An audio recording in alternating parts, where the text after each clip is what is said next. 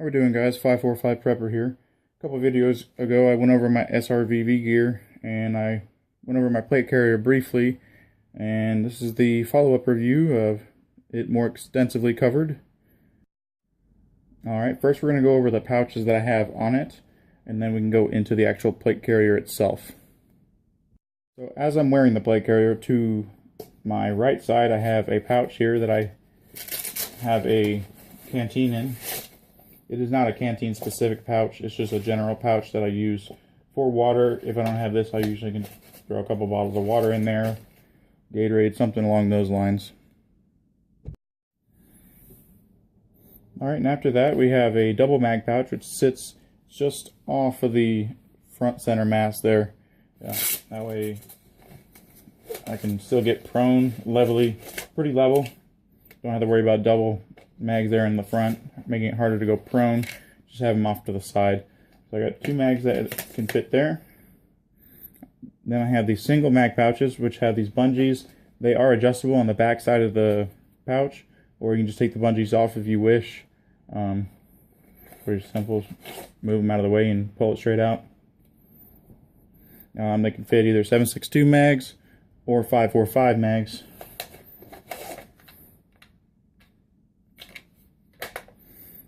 And after that, I have this double mag pouch here, which is for pistol mags. Got Glock 17 mags that fit nice and snug. With this mag pouch, these flaps are removable. They're just held on by Velcro. You can either adjust it or remove these overlaying flaps here. Alright, and after that, once again, kind of off-centered, I have another double mag pouch. So in total, I got 7 mags, plus one in the rifle, 8 mags. Then I have a dump pouch, which was the custom-made one from Kennedy Nylon Designs. It'll serve its purpose until I buy one from SRVV.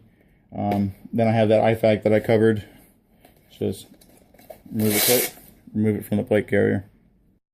Alright, and you may notice that I moved this from the front above the pistol mag pouch to the back here. I'm going to be getting a earbud, headset, some type of mic for this to be ran through, so this is kind of out of the way. This mag pouch, they're small, just has a strap here and a bungee. You can remove your radio. Fits perfectly for a Baofeng. Alright guys, and here is the plate carrier with all the pouches removed. Here you can see how many strips of MOLLE you got going on here. You got a nice section here. A little bit less up here, but you still have it available if you want to use it for something.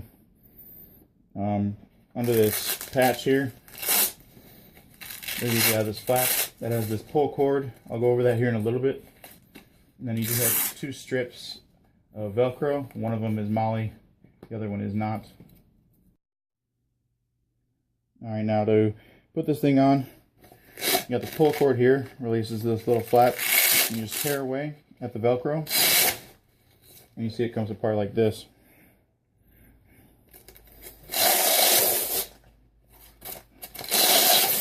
Both sides of your cummerbund come undone. You got a big Velcro section here. And then you just throw it over the top of your head and redo that, and it's on. So when I went over all my gear and I got to the plate carrier last time, I mentioned briefly that it has a different style plate than the US SAPI plates. It is a 2-part system, front and back. So I'm going to go ahead and show you what those look like here. Your front section is here, or your top section I mean. Enters from the side.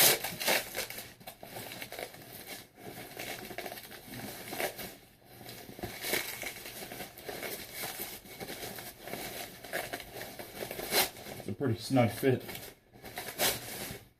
There's my AR500 top section. The bottom section is just a rectangle piece in here. To get to that, you open this flap back up. You have another opening right here at the top of this large piece of Velcro.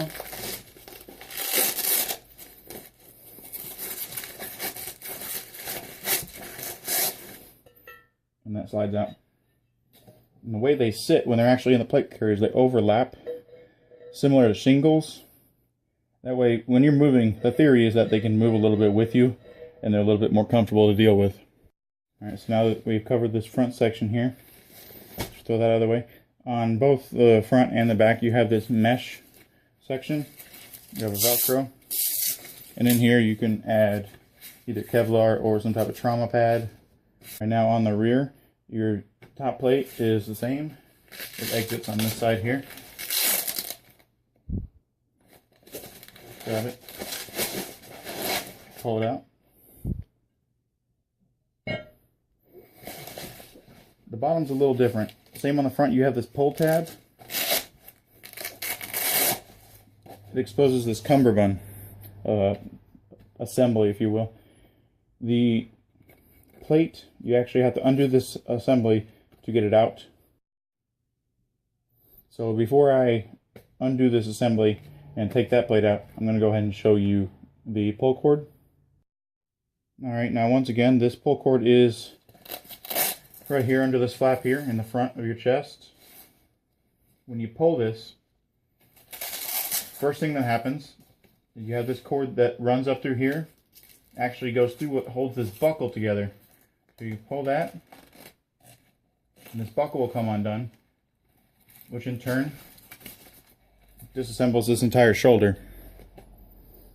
The next thing it's going to do is it's going to start pulling on the other side here, which runs through here. It doesn't undo this shoulder, but it runs through this little area here. Alright, and as that cord, you can see it running through this little sleeve, goes down back behind the plate, your upper plate, and ends up out here. And as you pull this,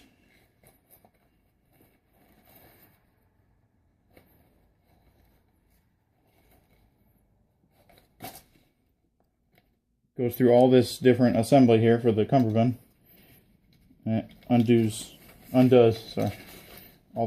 all these straps, and your cummerbund will come apart. Alright, so now this is out of the way, and after I demonstrated that, you have another little Velcro slit right here. And get your rear lower plate. Now there is a little drag handle right here in case someone gets injured. You can just grab this. I like the fact that it does have a Velcro spot to keep that out of the way from getting caught on stuff. But it's still there, and it's very nicely stitched. Alright, this would be your right shoulder. The shoulder pad is very generous. It's actually two that get combined here. And you got this adjustment strap that connects them. You can cinch that down however you see fit. And then you just have this cover that goes over. Adds a little bit more padding. On the other side, pretty much same concept, except you don't have this. I guess you do. You have this flap that kind of goes in here, and then of course that wire would connect this buckle here, and then you have this strap here. Not 100% sure, but on these shoulder straps you have this piece of webbing, or however you want to describe this. I do believe this is to connect like a shoulder piece of Kevlar, and on the underside you do have a little strip right here to connect a groin piece. So I hope this was informative to those of you that are interested in this type of thing. Overall I am very happy with my purchase. I've had it for probably a little over 2 years now. Not a regret, not a single day do I regret this purchase. The plates, hardly any more expensive than the Sappy plates. And they're very comfortable. I've worn Sappy plates, and at times they can be pretty uncomfortable. But these, I think the system of them acting like shingles and you can move a little bit more, it actually does work. If you're looking to pick up a plate carrier and have something a little bit different than your standard, if you will, every day or every person, this is a good option. On their website they do have this plate carrier for, I think it's just over 200 or just under 200, around $200. The plates for a front set, like around 110, 115, I believe. So times that by 2 for front and back. So it's not cheap. There are definitely more affordable options out there, but the quality of this is very high, and I would recommend this to anyone. So in my last review, I touched on the Savannah pattern. I do like it so far, and I do plan to get some more gear in it, and contemplating getting another plate carrier. I'm undecided whether I'm going to get the exact same model as this one, but in this pattern, or if I'm going to go with one of their newer models. I forgot the actual name of it. It's like a simplex, but that takes sappy plates. So that's the only downfall for me, unlike probably 99% of the population of this country, is the fact that that one takes sappy plates, and I already have Defender, so if I were to buy the newer plate carrier, I'd have to buy more plates versus just switching these out for whichever one I want to wear. So unsure which route I'm going to go, but should it be expecting at least a little bit more gear in this pattern. Might be able to get some footage or some pictures of some actual use of it in different environments, different seasons, if you will. Thanks for watching.